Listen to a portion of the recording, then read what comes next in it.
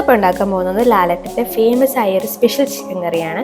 വളരെ കുറച്ച് ഇൻഗ്രീഡിയൻസ് മാത്രമായിട്ടുള്ള ഒരു കറിയാണ്. അതിനാവശ്യമുള്ള സാധനങ്ങൾ എന്ന് പറയുന്നത് ഉള്ളിയാണ്, ചെറിയ ഉള്ളിയാണ് ഇതിന് ബെസ്റ്റ്. അടുത്തത് പച്ചമുളക്, കറിവേപ്പില, ഇഞ്ചി, വെളുത്തുള്ളി. ഇനി വേണ്ട സാധനമാണ് ചുട്ട തേങ്ങ. അടുത്ത മെയിൻ ഐറ്റമാണ് ചിക്കൻ നല്ല കഴുകി വൃത്തിയാക്കി ചെറിയ കഷ്ണമായിട്ടാണ് അരിഞ്ഞ് ചേർക്കുന്നത്. ഇത് സ്പെഷ്യൽ ആയത് എന്താണെന്നറിയോ? ഈ ഐറ്റംസ് എല്ലാം നമ്മൾ ചതച്ചിട്ടാണ് ഇതിൽ യൂസ് ചെയ്യുന്നത്. അപ്പോൾ നമ്മൾ ഈ ഐറ്റംസ് എല്ലാം ഓരോന്നായിട്ട് ചതച്ചെടുക്കാം.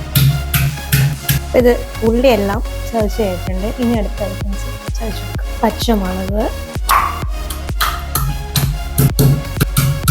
പച്ചമുളകൊക്കെ നല്ലോണം ചതച്ചെടുക്കുക. വെളുത്തുള്ളി, വേപ്പില, തേങ്ങ ചുട്ടതും ചതച്ചെടുക്കുക. പിന്നെ ഈ തേങ്ങ ചുടാൻ വേണ്ടിയിട്ട് ഞാൻ യൂസ് ചെയ്ത എയർ ഫ്രൈ ആണ് കേട്ടോ. സാധാരണ സ്റ്റൗവിലൊക്കെ വെച്ച് ചെയ്യാറുണ്ട്, പക്ഷേ എയർ ഫ്രയർ ചെയ്ത് നോക്കി ഒരു 10 മിനിറ്റ്സ് 180 ഡിഗ്രി സെൽഷ്യസിൽ ഒന്ന് ചെയ്ത് നോക്കിയതാണ്. പക്ഷെ നല്ലപോലെ തന്നെ കിട്ടിയിട്ടുണ്ട്. ഇനി ഒരു പാൻ അടുപ്പത്ത് വെച്ചു. ഇനി കുറച്ച് എണ്ണ ഒഴിക്കുക. എണ്ണ ഒന്ന് ചൂടായി വരുമ്പോഴേക്ക് നമുക്ക് കടുക് പൊട്ടി കഴിഞ്ഞിട്ടുണ്ട്. ഇനി നമുക്ക് ഇതിലോട്ട് ചതച്ച് വെച്ചേക്കുന്ന ഉള്ളി,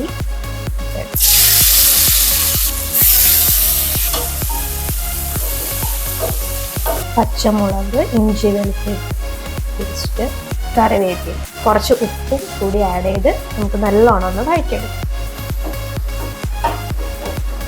ഇനി ഇതൊന്ന് കുറച്ച് നേരം ഒന്ന് അടച്ചു വയ്ക്കും. ഇനി എന്തായാലും നമുക്ക് നോക്കാം.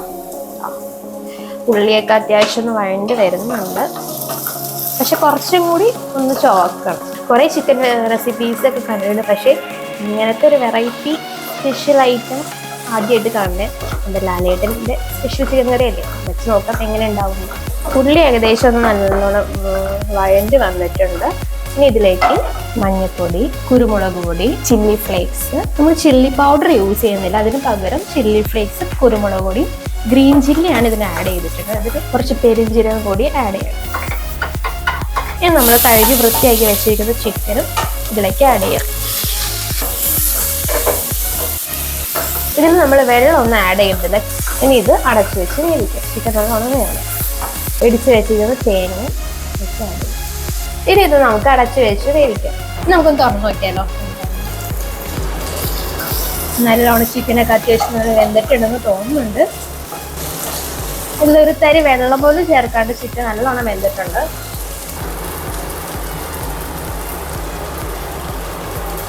ചില്ലി പൗഡർ ഇട്ടില്ലെങ്കിൽ അത്യാവശ്യം നല്ല എരിവുണ്ട്.